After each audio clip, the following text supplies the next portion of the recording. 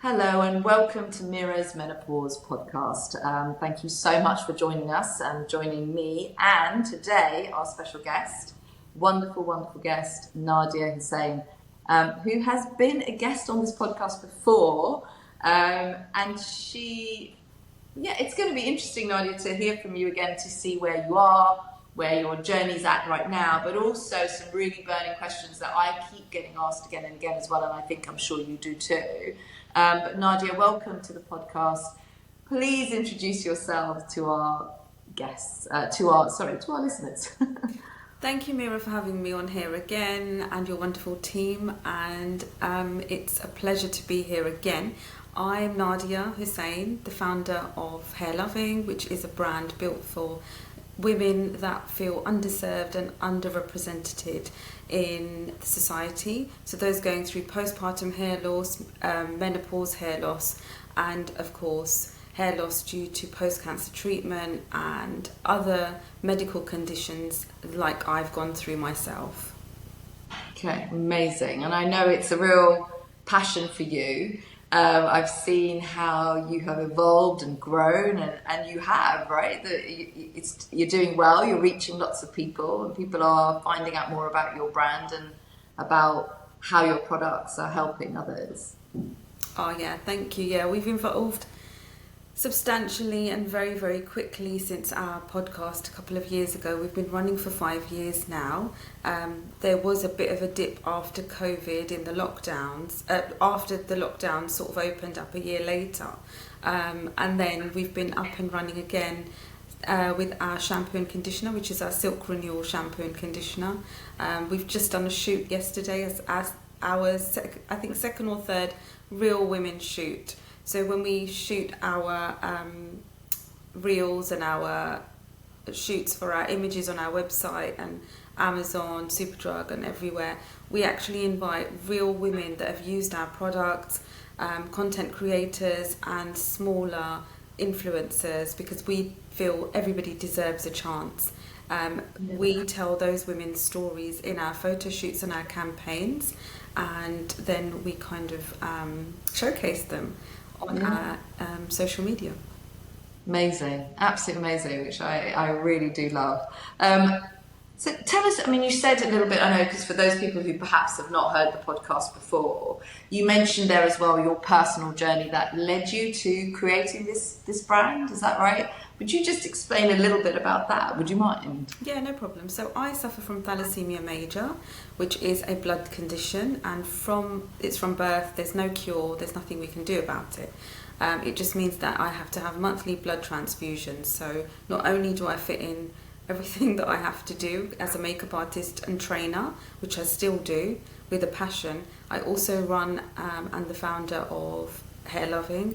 However, I still have to go in on a monthly basis for my treatment at hospital, and that there's no two ways about that. Now, as a teenager, I had my own periods. However, very quickly after, they stopped. So I've been on HRT ever since. However, I wasn't truly explained what was happening to my body. It was just probably a lot of stress and a lot of pressure in the mind of my consultant, God bless her, and so it was the whole menopause journey and thing wasn't really explained properly to me at that point. Mm-hmm. Now, I'm still on the HRT and I've been on it. However, I know from my doctor that this is my natural perimenopause phase. Going back to my teens and my 20s, when I went through the 10 years of menopause, I suffered from obviously hair loss, shooting heat coming out of my head. You know, I remember lying in my bed either at uni or when I'd come home, and the shooting heat from my head.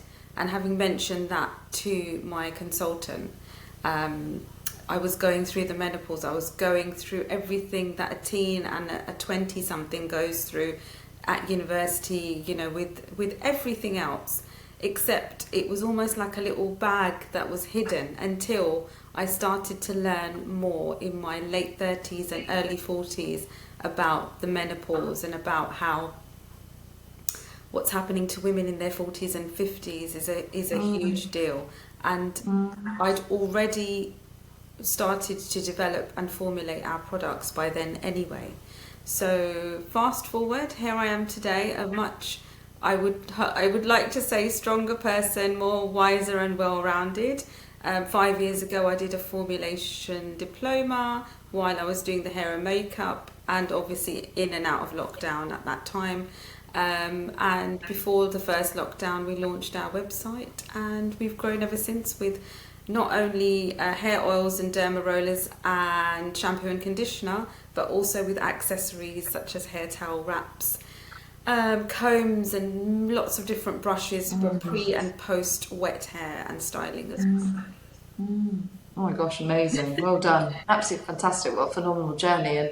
And you can see that the drive for you has been so personal, and you're so passionate about it, which is wonderful to see. I mean, I suppose my question would be then, because you talked about perimenopause, menopause, and the things that were happening to you, and at an age when you wouldn't normally expect them to be happening to you.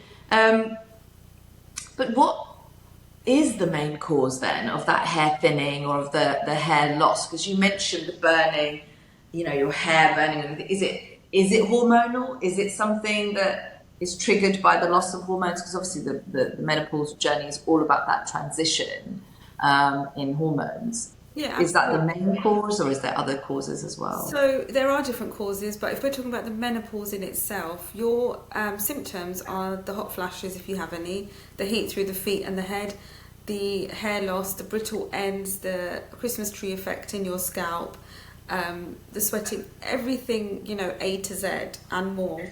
That are the symptoms. But what's going on inside your body is what's causing these symptoms or these perimenopausal symptoms, and that's the hormonal changes.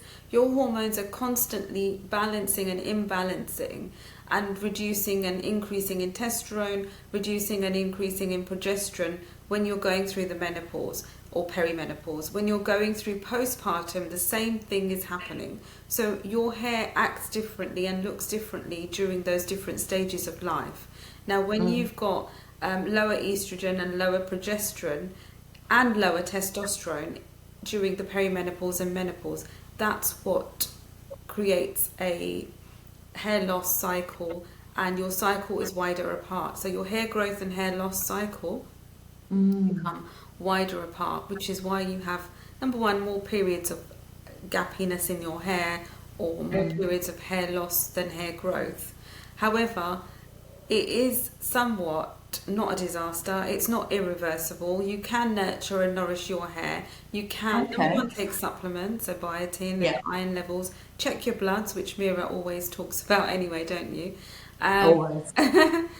Check your deficiencies. However, a topical approach, which is a natural approach, which is what we truly believe in, is also something that really counts, and that is by using the right shampoo, the right conditioner, the right hair oils, and the right even at-home treatments such as the derma roller, the scalp massages with the hair oils, and using the right hair brushes, whether it's on the wet hair or on the dry hair as well. So anything more wide tooth, gentler scrubbing and rubbing actions with our scalp massager in the shower, when you're showering and washing your hair, and using either natural sulfates, shampoos with natural sulfates like ours, or a sulfate-free shampoo, which we are in the works. Okay. There's a lot of questions there I have for you, so I'm going to go back. I've triggered you. You said something about a Christmas tree effect. What is the Christmas tree effect? I've never heard of that. Is it on the scalp? So on your scalp, where your hair has this sort of jaggedy Christmas tree effect.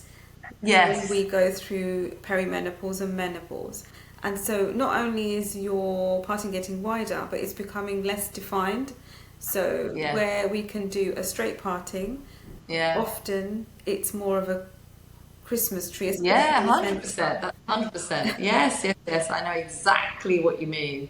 Yes, and that kind of widening of the parting as well is really common. And it's interesting that you talked about you talked about, obviously, so yes, hormones and everything are causing potentially the loss during that stage, and you talked about the bloods and you mentioned vitamins and things like that. So I know you also talked about topical and shampoo, so we're going to go into that in a minute. But just to go back, do you then, and you're saying there are things that we can do. That's the most helpful thing. That's the most useful thing, and what women want to hear, because it can be just awful. Your hair. I mean, I struggled since my 40s, early 40s with it. So, but I always did have I had lots of hair, very fine hair, but it's changed, and that's also something that's been happening. But with the going back to that kind of, you were saying about the nutrients, you talked about particular nutrients as well, and is that something that we can? Yes, supplementation. Can we get it through food as well? And what were the ones that you mentioned again? Sorry, just so that we can get that, people can think, right, this is what I can do. Okay, so first of all, it would be the zinc, the iron and the biotin that would help with your hair growth, and then the collagen. Okay. Obviously collagen is in your eggs, the zinc is in your nuts and seeds and lentils, and the magnesium helps you sleep better at night, which is in all of that, and you can get magnesium through fish as well, or cod liver oil is excellent as well. Now, there's a bit of a struggle in my own mind when it comes to any of this. Now, I'm not a nutritionist like yourself, but I myself I'm very kind of torn between the whole eat healthier, that's all you need, your body's going to waste the supplements anyway. However, I'm also very keen on people identifying what they really need and what really helps them. So for example, if it's the biotin that helps, then take the biotin supplements with the magnesium only, and then have a holistic, nourishing and very nutritious diet approach where you're eating. Imagine having a gastric band as well. Imagine that gastric band people can only have certain things that are actually so good for them, because otherwise they'll be taking in and eating and ingesting things that are a waste for their smaller stomachs. So even if we don't have a gastric band, I think the motto should always be only intake and eat and ingest what is essentially really good for you, and then any other snacks come after. Now, if we're going to go down the route of your actual supplements like collagen and biotin and vitamins and minerals, then I would say most likely don't just go crazy and take everything. Maybe have those bloods done and check what is needed. But until then, obviously, take your multis and take your supplements. So it's a whole can of worms. It is, isn't it? And I think the main key is, whilst it's not one formula or one size fits everyone, it is very much that the basics are the same, regardless of what else and what extra you put on and put in. You also mentioned there about the topical treatment as well. And I know your products are natural, right? They're as natural as possible. And there is that thing about people will say, but they're not going to work, so I'm going to go and get something that's prescribed or something is there in your mind, what's the difference? Is there a difference? Should we be trying to go for one over the other? I'm sure you're biased in this, obviously, because of the products you produce. But just as a kind of, what are there any prescription options, and are there not dangers, but are there risks to those that we should also be looking out for? Sorry, it's a big question there, but yeah. So basically, there's two parts. One is, there's a saying, if it ain't broke, then don't fix it, or don't try to fix it. Now, for centuries and centuries, through Ayurvedic treatments, we've been massaging our hair using the ingredients that most natural or more natural, we're not 100% natural, but predominantly, have been using for centuries. Now, when you've got we could get a science-backed claim on our products by paying the £10,000, £50,000, like big pharmaceutical companies.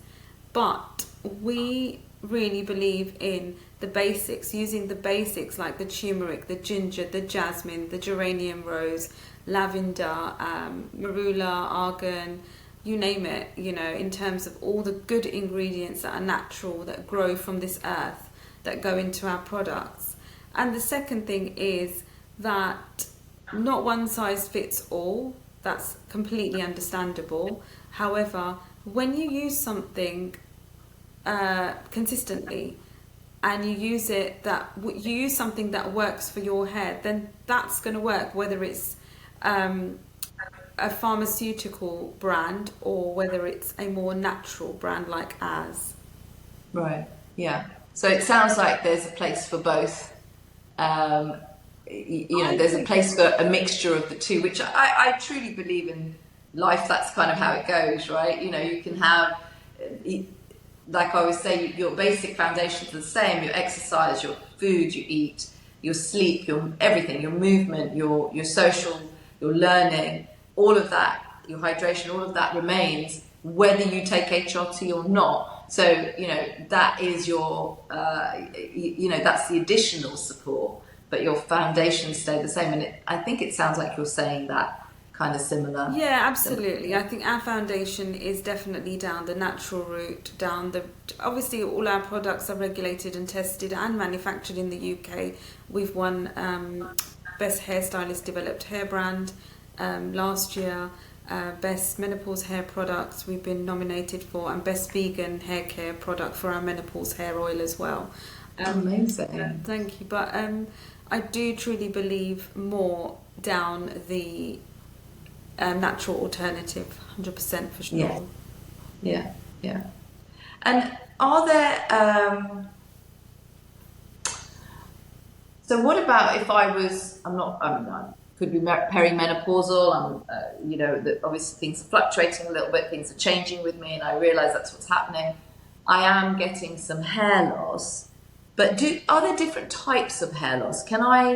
Is there a way of understanding whether this is menopausal hair loss, or is it, I don't know, are there different types of hair loss? Yeah, so you've got androgen hair loss, you've got telogen hair loss, you've got male pattern baldness, you've got female pattern baldness, you've got different types of hair loss depending on hormonal changes as well. But I think it's a lot deeper than that. You've got different types of alopecia within that as well. So it all depends on your journey, on what trauma you've been through. Is it stress related?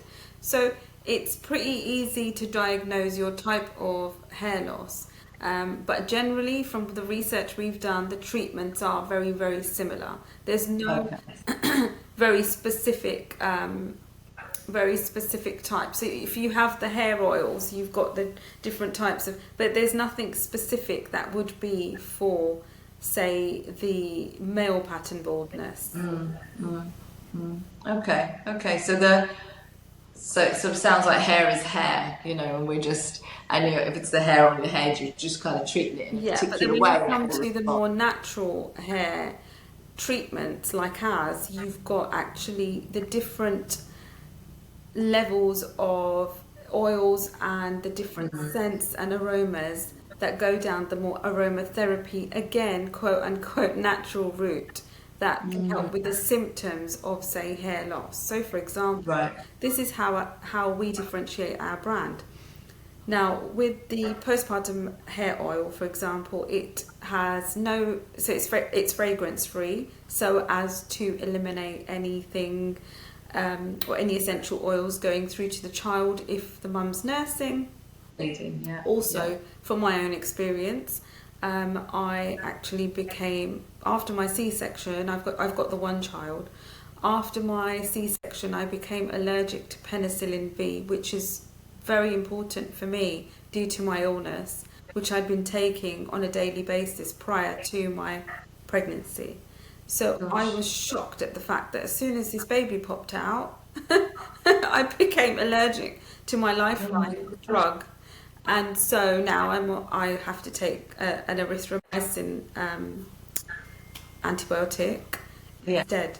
So that made me realise that postpartum, your body changes to such an extent that people don't talk about this, and they don't even know, which is shocking, Imagine if I'd have taken the penicillin and something had happened, because I was like, I've been taking this for 31 years, because that's when I had So we go down the holistic approach again with the menopause hair oil, because we've got the lavender in it that helps you sleep better at night. naturally. We've got the geranium rose, which has a very calming effect. Yeah. And then we've got our vitamin E for the scalp, and that's for like dry scalp and itchiness. And again, that is a menopausal symptom. And then we've got our avocado oil due to the brittleness of the ends in the menopause and perimenopause and the breakage on the end. So it acts as a sealant oil, even though our products are generally a treatment oil to use prior to shampoo and conditioning. Some of our clients with coarser and much drier hair use our hair oils as a finishing oil as well.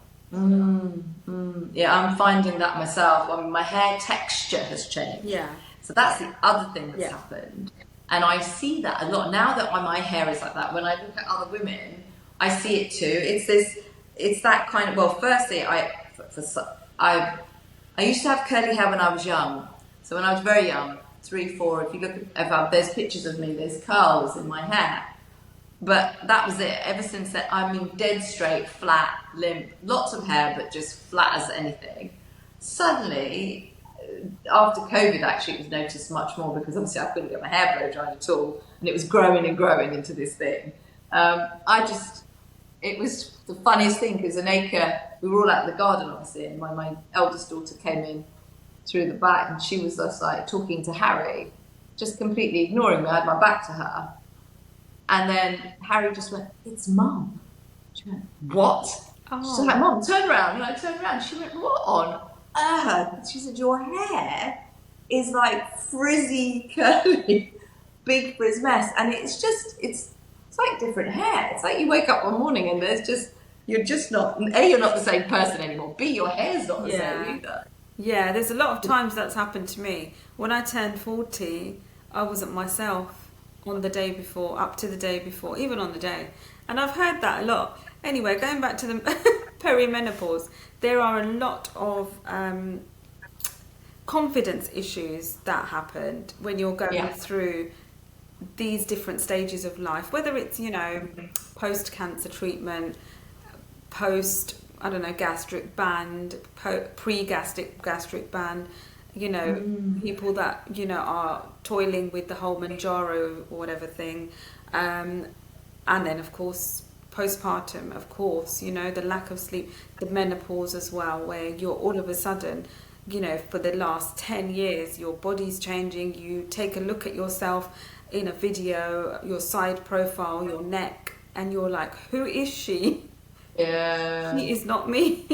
No, I know. What do we do? Panic sets in, And again, you go down one route or the other. You go down the esthetician route, you knock on the doctor's door, or then you go down the more holistic, more natural Ayurvedic route, which we would tend to promote a little bit more. Yeah.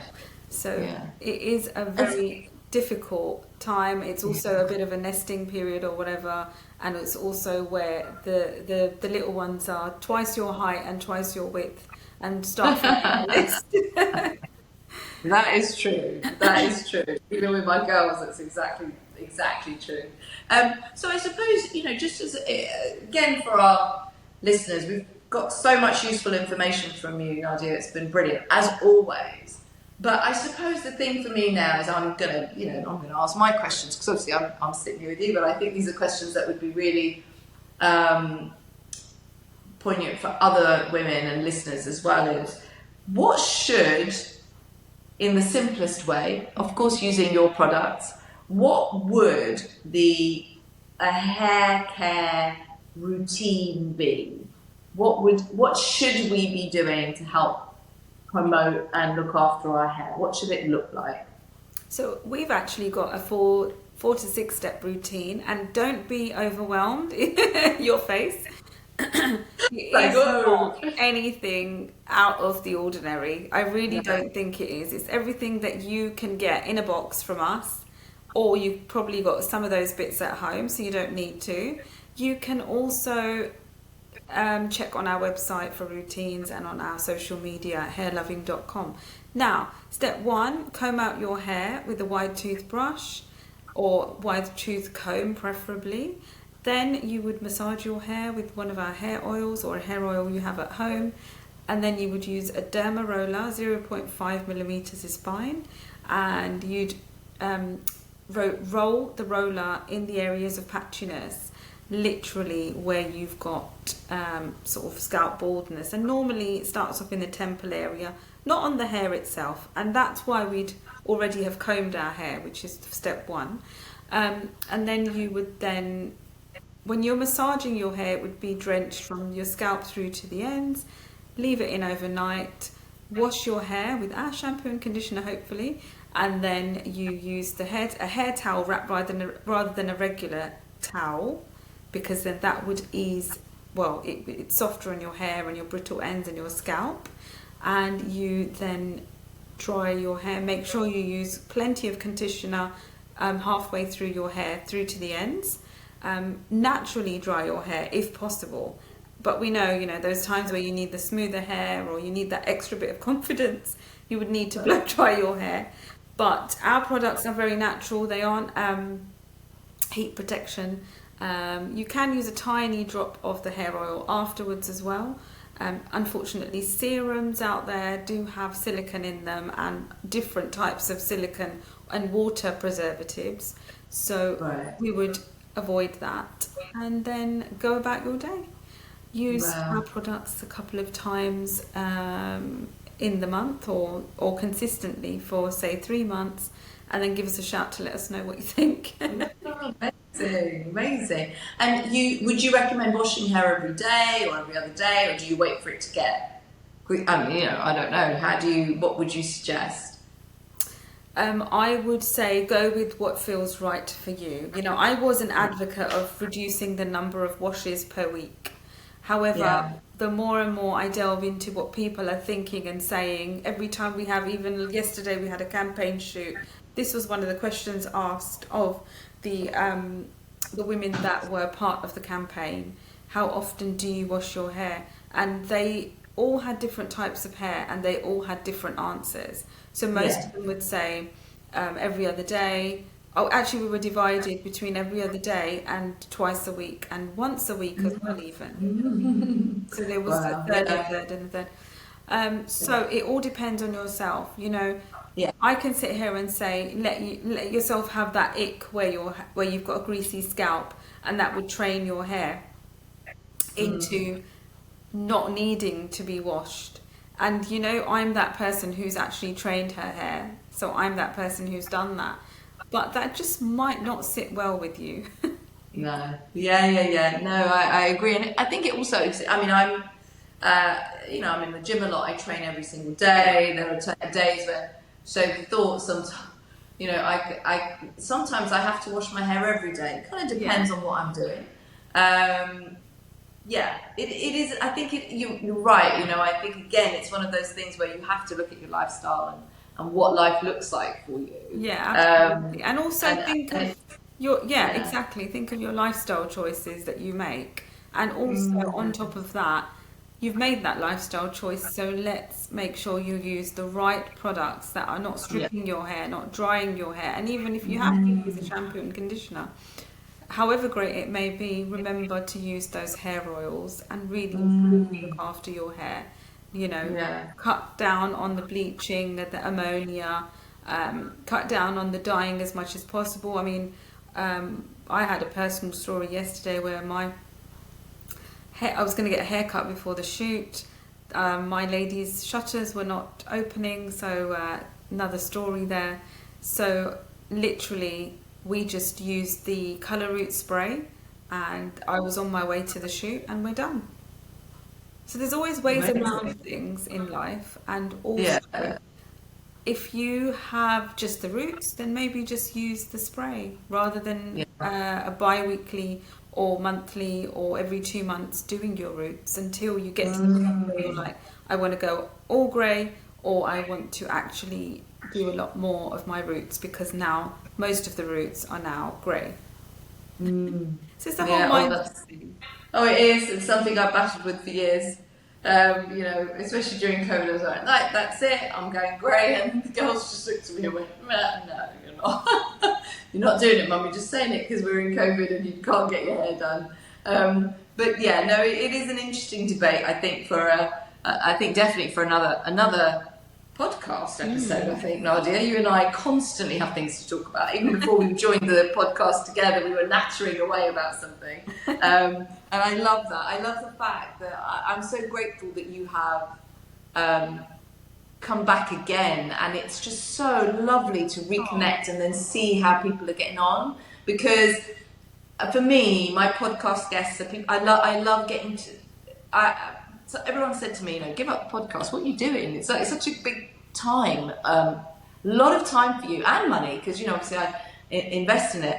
But it's one of the ways that I really enjoy connecting with other individuals who they're creative, they're full of passion, they've got their own journeys, they've transformed them into something else and into something where they're helping others. And it is such a joy to have you back on. So thank you, Nadia, for doing that.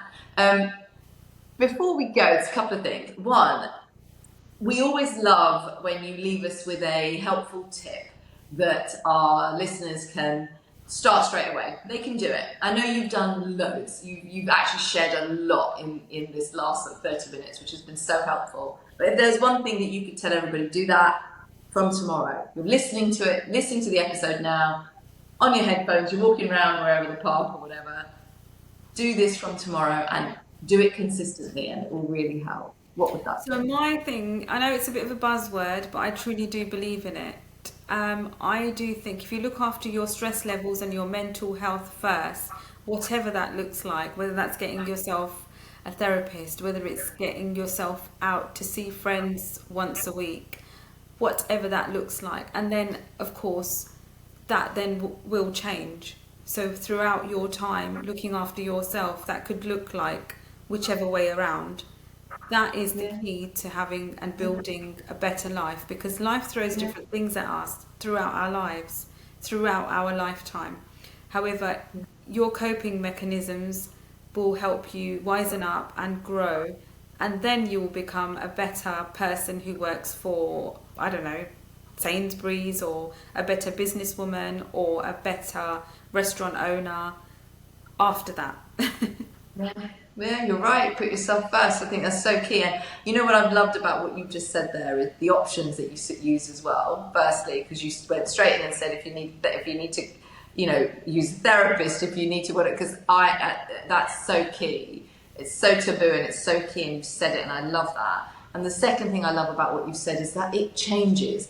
What your self-care looks like fundamentally changes, because you change as an individual, and your needs change, and your brain changes, and everything changes, right? Absolutely. And that is so useful, Nadia. I have to say that it's really insightful, and I hope people take from that, because that is, you're not that person. You are allowed to change, and you should change. Absolutely, 100%. And we change and we evolve throughout our lives, but we've got to understand our own journeys first, come to terms with our journeys, and also always look ahead.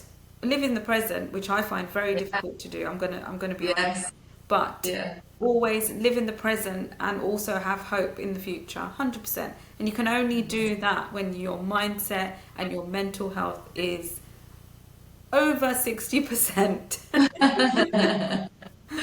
Oh no, I'm so grateful for that. Thank you. So just before we go as well, I just want to say to all our listeners, if you have enjoyed this podcast, I mean, as much as I have, I love talking to Nadia, but it's been so informative and helpful. If you have enjoyed the podcast, please do share it with friends and family. Do follow us. We're available. You can listen to us on many different platforms as well. And also, you guys know how much I love chatting to you all as well. So if there is something that you would like to know more about, if there is a guest that you have an idea that you'd like to hear from, please message me and let me know. Nadia, before we say goodbye, could you let everyone know where they can find you, your socials, your website, and anything that you would like to share that they would find useful? Yep, absolutely. So you can find us on hairloving.com, superdrug.com, amazon.co.uk, and our socials are hairlovingco_ on Instagram. Fantastic. Thank you so much. I think I'm going to have to start trying on some of your products as well. But thank you so much for joining us today. Thank you for having me. Our pleasure. Hopefully we'll speak soon. Speak soon. Take care. Bye.